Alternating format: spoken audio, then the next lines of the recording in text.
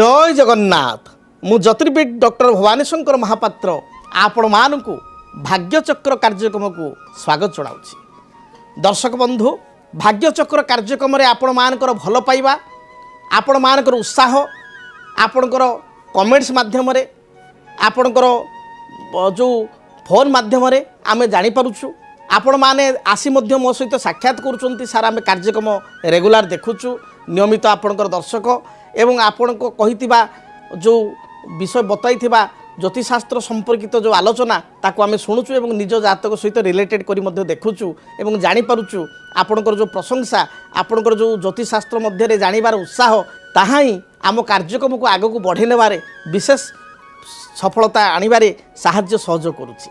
तेबे दर्शक बंधु आज आमे आलोचना करिबा आपण मानकर कमेंट जो देइचंती ए ऊपर आपण आलोचना करंतु यूट्यूब माध्यम रे बा फोन माध्यम आपण रिक्वेस्ट करिचंती जे सार कहिबे अनेक समय पाख गाँव रे बा चिन्हा जना मध्य आमर विवाहर हुए विशेष करी गोटे गोटे देखिए एका गाँव में मध्य पुओ झीर बाहागर हुए एका गाँ बा पाख गाँव रे बेसी डिस्टेंस नहीं 5 किलोमीटर 10 किलोमीटर 15 किलोमीटर भितर बेले बेले बाहागर प्रस्ताव आसे बा परस्पर को पिला भल पाती एवं पाख पड़िशा मध्य विवाहर हुए तेबे केउ ग्रह जोग संजोग बा जातक ग्रह स्थिति किपरि थिले पाख पड़िशारे विवाहर हुए बा अल्प घर ठारू अल्प दूर व्यवधान रे विवाहर स्थिरीकृत हुए दयाकोरी से संपर्क में जनइबे एक कथा आपण लिखिथिले आज आम आलोचना करिबा।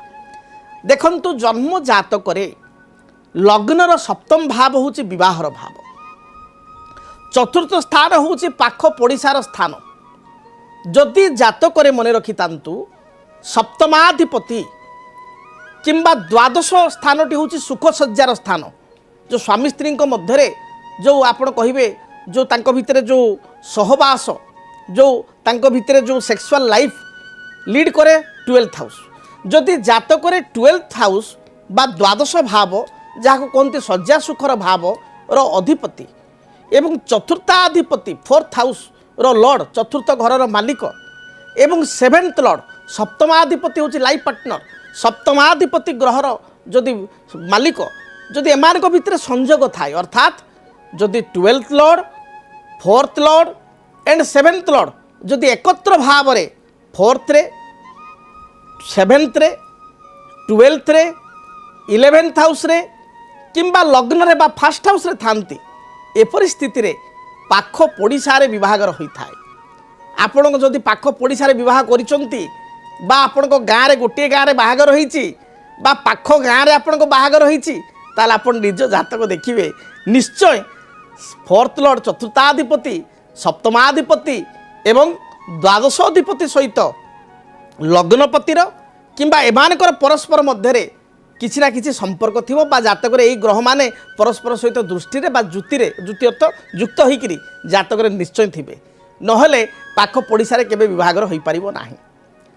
बेले बेले आमे देखू जे संपर्क तो ईश्वर सृष्टि करिसंती आमे ताकू मर्त्य लोक पालन करिथाउ से गाँ गहले गोटे कथा अच्छी लोक कथा जे जहाँ हांडी जी चाउल पकईची ता घर को सी झीटी बहु होकर जीव बा से जगार से बह कर तेणु बह कथार अच्छी स्वर्गर स्थिरीकृत हुए मर्त्यमंडल आमे माने पालन करिथाउ।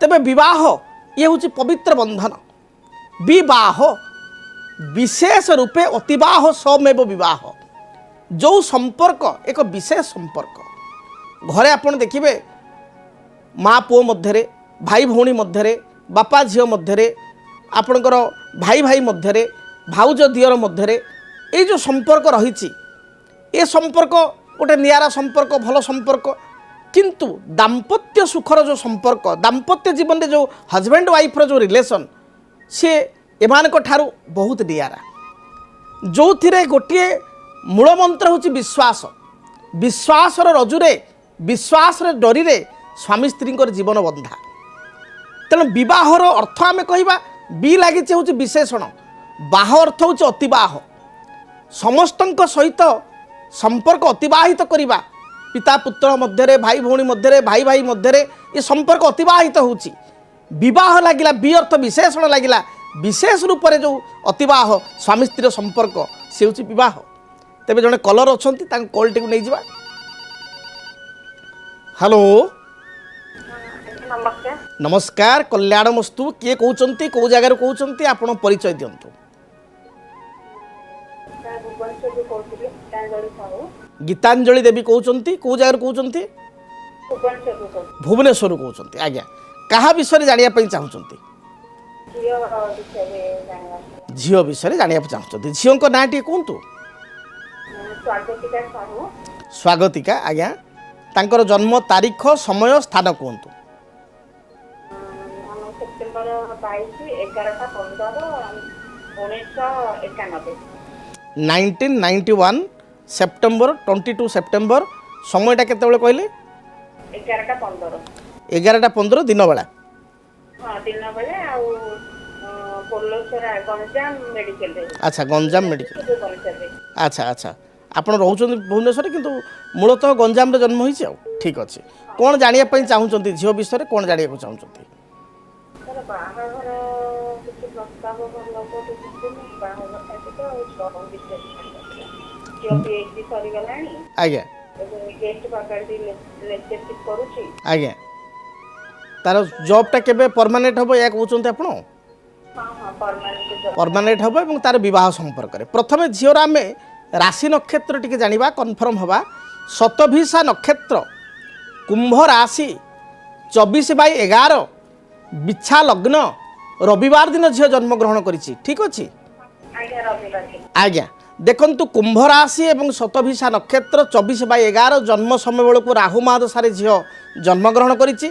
राहु महादशा परे बृहस्पति महादशा जदि जातक देखिबा ताले 2014 सरीचंती बृहस्पति परे शनि महादशा वर्तमान जातक आरंभ होइचंती शनि होचंती 19 वर्ष तेणुक 2014 अक्टोबर मास 2 तारिख रे शनि महादशा आरंभ होइचंती 19 वर्ष अर्थात 2 अक्टोबर 2033 रे 2033 मसीह शनिर समाप्ति हेब वर्तमान शनि महादशा रे अंतर्दशा हिसाब से जो देखा शनि महादशा रे वर्तमान अंतर्दशा हिसाब से चली रवि अंतर 4 सेप्टेम्बर 2025 पर्यंत शनि रे रवि चलिए तापर शनि रे चंद्र 4 सेप्टेम्बर 2025 रु आपणकर 5 एप्रिल 2027 पर्यंत शनि रे चंद्रमा चलिए देखंतु झियो जातक जहाँ मुझे देखुची विवाह कथा प्रथमे कहबी जे विवाह रे टिके विलंब होउची प्रस्ताव जहाँ भी आसूची से प्राय आपण मन को सेटा पाऊना एवं विवाह जो देखा झील जातक विवाह तार निज चिन्हा जना भितर बा निज चॉइस रे ओन चॉइस रे किंबा आपण को बंधु बांधव रे रिलेशन रे तार विभाग हेब आज जो आलोचना अच्छी जे पाख पड़िशार विभाग हेब बा घर पाखापाखि एरिया रे बा जन्म होइतिबा स्थानर पाखापाखि एरिया रे बा रहुतिबा स्थानर पाखापाखि एरिया रे विभाग हेब आज जो टॉपिक अच्छी ये जातक रे मध्य आपण को झीर से भली कथा जोटी विवाह हेब पुराय पाखापाखि विवाह हेब बेसी दूर रे विभाग हेब नाही घर ठारू आपणकर दक्षिण पूर्व अग्निकोण दक्षिण पूर्व आग्नेय कोण बा अग्निकोण किंबा आपणकर उत्तर दिगरे विवाह स्थिरीकृत हेब जोटी विवाह हेब घर को लागिक गोटे मंदिरटीए थिबो बा स्कूलटीए घर पाखापाखि थिबो विवाहर जदि निर्दिष्ट भाव में समय देखा ताले विवाह जहाँ ग्रह संयोग मु देखुची सुनिश्चित यही वर्ष 2025 मसीहा नवेम्बर मास 21 तारिख ठारू 21/11/2025 रु 27/5/2026 मध्य आपणकर 27 मई 2026 पूर्वर विवाह कार्य संपन्न हेब तेणु विवाह जल्दी होछि एवं प्रायतः चिन्हाणा प्रस्ताव बा ओन चॉइस रे विवाह हेबार जोग रही झील क्या लाइक करुच्ची कि अच्छा बर्तमान सुधा क्या लाइक करना किंतु से चिन्हाणा भितर बा आपण बंधु बांधव तार बाहागरटी हम बुझे आ बाकी जो कहते जे तार कर्मक्षेत्र बा कर्म कौन आपणकर जो केबे परिवर्तन हेब कर्म पॉजिटिव परिवर्तन तार अच्छी आपण समय नोट करंतु 2026 मसीह ही आसंता वर्ष सुनिश्चित तार कर्मक्षेत्र गोटे शुभफल मिल बा कर्म पदोन्नति तार हो पार बा कर्म स्थायित्व आसीपर तेणु 26 मसीह बा 26 मसीहा प्रथम आपणकर 27 मार्च मध्य 2027 मार्च पूर्वर सुनिश्चित कर्म स्थायित्व तार आसब तेबे जातक जहाँ मुझे देखुची ଆପଣଙ୍କର ନିଜର କିଛି ଇଚ୍ଛା ଅଛି କି ଆପଣଙ୍କର ବା ଆପଣଙ୍କ ସ୍ୱାମୀଙ୍କର ଗୋଟେ ଘର କିଣିବା, ଜାଗା କିଣିବା କିମ୍ବା ନୂଆ ଘରଟେ ତିଆରି କରିବା ତୋଳିବା বা পুରୁଣା ଘର ଯେଉଁଟା ଅଛି ତାକୁ ରିପେୟାରିଂ କରିବା, ଏମିତି କିଛି ଆପଣଙ୍କ ଚିନ୍ତାଧାରା ଅଛି କି? କ'ଣ କହିଲେ?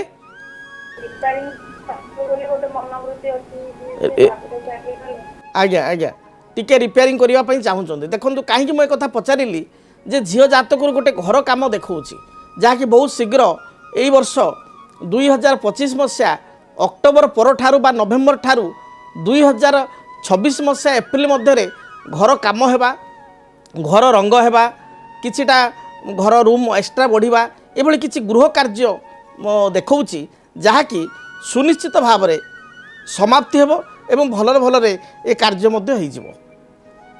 ତେବେ ଝିଅ ପାଇଁ ପ୍ରତିକାର ବିଶେଷ ଆବଶ୍ୟକତା ନାହିଁ।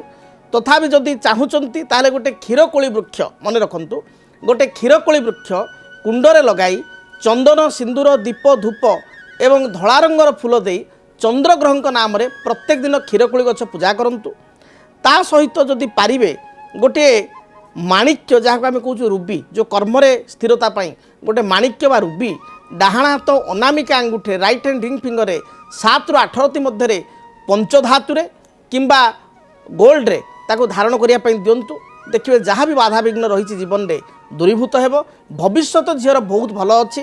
ଆପଣ ଆଦୌ ବିଚଳିତ ହୁଅନ୍ତୁ ନାହିଁ, ମନ ଦୁଃଖ କରନ୍ତୁ ନାହିଁ। ଧନ୍ୟବାଦ। ତେବେ ଦର୍ଶକ ବନ୍ଧୁ, ଆଜି ଆମେ ଆଲୋଚନା କରୁଥିଲୁ ଯେ ପାଖ ପଡ଼ିଶାରେ ବିବାହ।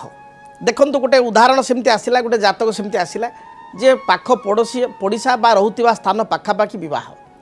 ତେବେ ଯଦି ଜାତକରେ ମନେ ରଖିଥାନ୍ତୁ ଚନ୍ଦ୍ରମା ରିପ୍ରେଜେଣ୍ଟେଟିଭ୍ କରନ୍ତି ପଡ଼ୋଶୀଙ୍କ ସହିତ। ଯଦି ଜାତକରେ ଚନ୍ଦ୍ର ଶୁକ୍ର ଏକତ୍ର ଅଛନ୍ତି, ଚନ୍ଦ୍ର ଏବଂ ସପ୍ତମାଧିପତି ଜାତକରେ ଏକତ୍ର ଅଛି, ଚନ୍ଦ୍ର ଦ୍ୱାଦଶ ଅଧିପତି ଏକତ୍ର ଅଛନ୍ତି, ଲଗ୍ନପତି ଚନ୍ଦ୍ରମା ସପ୍ତମପତି ଏକାଠି ଅଛନ୍ତି, ଏପରି ସ୍ଥିତିରେ ମଧ୍ୟ ବିବାହ ନିକଟ ଅଞ୍ଚଳରେ ହୋଇଥାଏ ବା ପାଖାପାଖି ଏରିଆରେ ହୋଇଥାଏ।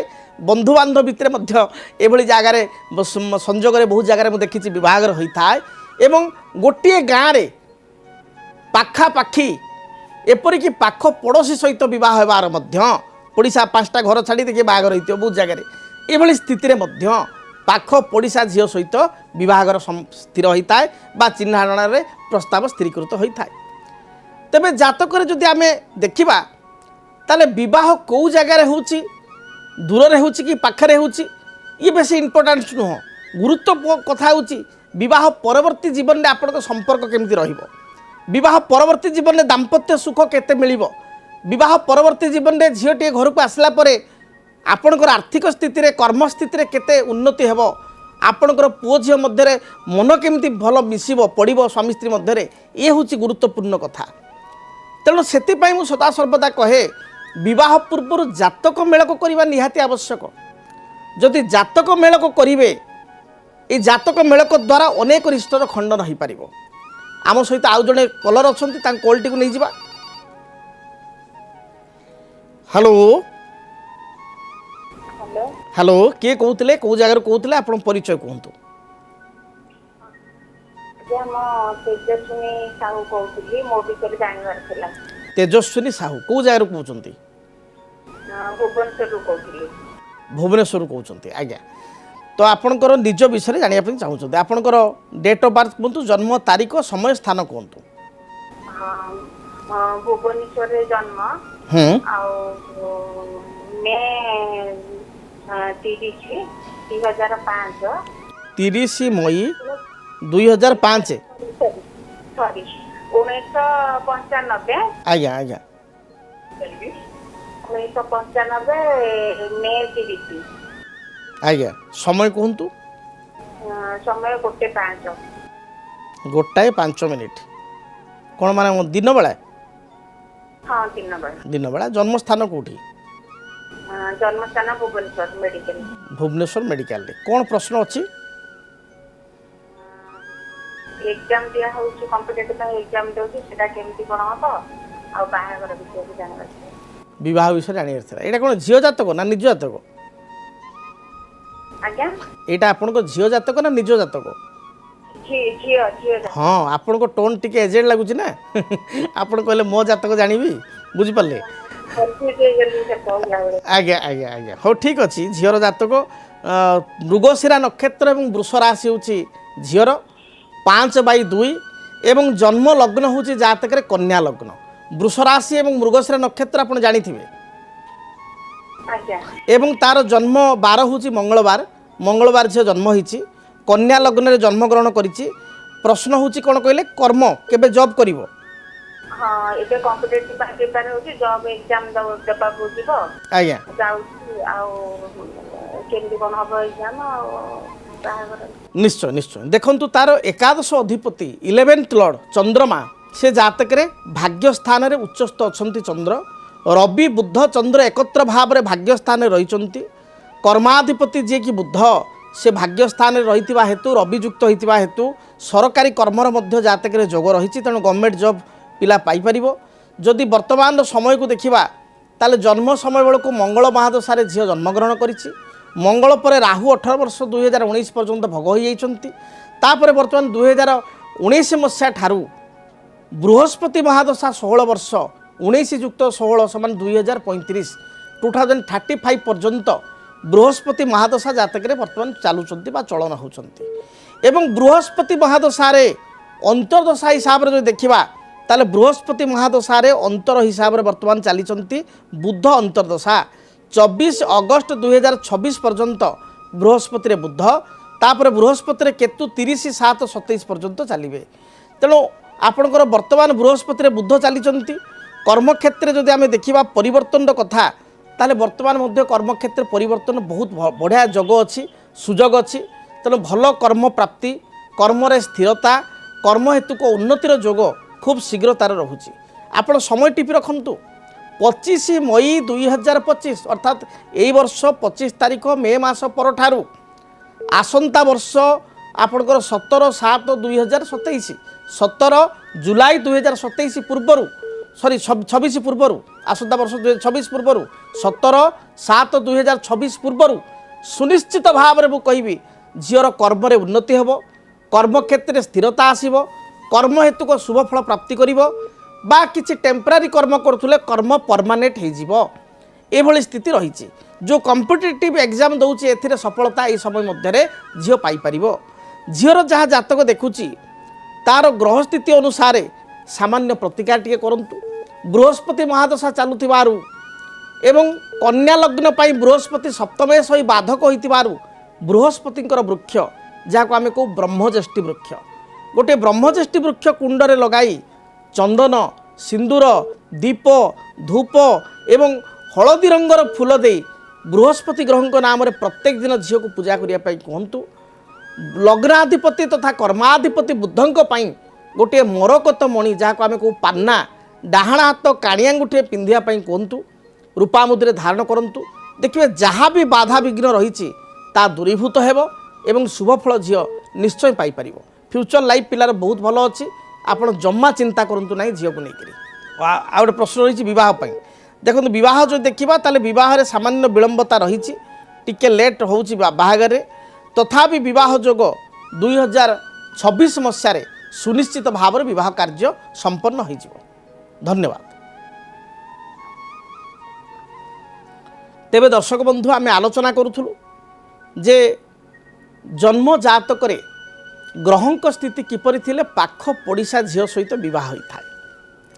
देखंतु जो कथा मु प्रथम कहली जे लग्नपति चतुर्थ होची पड़िशा चतुर्थ भावर अधिपति, सप्तम होची जीवन साथी सप्तम भावर अधिपति एवं आपणकर द्वादश होची सुखसज्जा स्थान तार अधिपति एवं पड़ोशी कारक ग्रह बा गृह सुखर ग्रह बा गृह निकटवर्ती एरिया चंद्रमा रिप्रेजेंटेटिव कराए। तेणुक चंद्रमा एमान भितर किसी कॉम्बिनेशन थिले, गुड कॉम्बिनेशन थिले, भल संयोग थिले, एमान परस्पर मित्र राशि बसी बा एमानकर ग्रह सहित यदि परस्पर दृष्टि रही ताल निश्चय आपणकर पाख पड़िशा गोटे गाँ किंबा गाँ पाख गाँव में विभागर होबार संयोग रही। अनेक समय चंद्रमा भल स्थिति थिले मामू घर गाँ किंबा मामू घर निकटवर्ती गाँव में विभागर होता है। बुध जदि जातक सप्तमायस सहित युक्त होता ताले मामूंकर कौन रिलेसन आपणकर जे मामू तांकर कौन बंधु तांकर धरतु तांकर ससुर घर तरफ कौन रिलेसन मामूंकर बा मामूंकर कौन रिलेसन तांकर ये क्षेत्र में दूर संपर्क रिलेसन ये दूर संपर्क रिलेसन को घरे बा माध्यम विवाहर मध्य स्थिरीकृत होता है। तेणु विवाह केउ दिगरे हेबो विवाह पिलामानकर केबे हेबो निजर विवाह पई प्रश्न थिले जे विवाह केउ समय स्थिरीकृत हेबो ये समस्त प्रश्नर उत्तर आपण को जन्मजात के रही जदि आपण को जन्मजात के ग्रह स्थिति एभली किसी संजोग अच्छी जो संजोग द्वारा आपण को चिन्हा जनार बाहागर हो पारे बा पाख पड़िशा रे विवाह हो पारे। तेणु आपण जातक को भल भाव अनुशीलन कले जड़े ज्योतिर्विद निकट गले कि मो सहित आप व्यक्तिगत भाव में आप साक्षात कले निश्चय प्रत्येक प्रश्नर उत्तर पाइपर। तेरे हाँ दर्शक बंधु आपण मान मध्य बहुत दर्शक जो मैंने चाहूँगी मो सहित टेलीफोन रे कथा हाँपाई आप कार्यक्रम जोगाजोग करेंगे किंबा जदि अधिक डिटेल्स जानापी चाहूँगी ताल टेलीफोनिक कनसल्ट कर अपॉइंटमेंट नहीं आमर जो स्क्रीन रे जो नंबर जाऊँगी से नंबर रे आमर जे स्टाफ अच्छा सहित कथा है आप टेलीफोनिक कनसल्ट कर टेलीफोनिक अपॉइंटमेंट नहीं मो सहित आप कथा पारे। तेणु जदि आप मो सहित जोगाजोग करने चाहूँ व्यक्तिगत भाव में किंबा टेलीफोनिक अपॉइंटमेंट नापी चाहूँ स्क्रीन रे जो नंबर दि जाऊँगी से नंबर रे जोगाजोग करूँ निश्चय आपणकर प्रत्येक समस्यार समाधान पाइपर प्रत्येक प्रश्नर उत्तर पाइपर। आज तो समय है कार्यक्रम को ये रखापी पड़ो महाप्रभु जगन्नाथ दयारू आपण को जीवन सुखप्रद हो आपणकर प्रत्येक इच्छा मनोवांछा को महाप्रभु जगन्नाथ परिपूर्ण करंतु। रहुची जय जगन्नाथ। जदि आपणक जीवन रे व्यक्तिगत पारिवारिक समस्या कर्मक्षेत्र नियुक्ति वैवाहिक समस्या वास्तु दोष एवं माली मकदमा आदि समस्या थाए ताहेले समस्यार समाधान और परामर्श पाई आमको जोगाजोग करंतु। ज्योतिर्विद doctor Bhabani Shankar Mohapatra Budheswari colony plot number 26 Bhubaneswar. Phone number 9776833302 9439444924 आमर वेबसाइट www.srijagannathastro.com। केमिति कटिबो 2026 मसीह आपणक भाग्य केउ राशि रे रहिबो समस्या आउ किए हेबे लाभवान केमिति रहिबो मेष ठारू मीन राशि पर्यंत भाग्यफल जानिबा पई देखंतु आम कार्यक्रम 2026 भाग्यफल 2026 मसीहार आपणक राशि संपूर्ण भाग्यफल जानिबा पई चैनल को सब्सक्राइब करंतु बेल बटन को ऑन करंतु देखंतु डीटीवी ओडिया। डीटीवी ओडिया देखिवा पई सब्सक्राइब करंतु एवं बेल आइकन को मध्य दबाई दियंतु।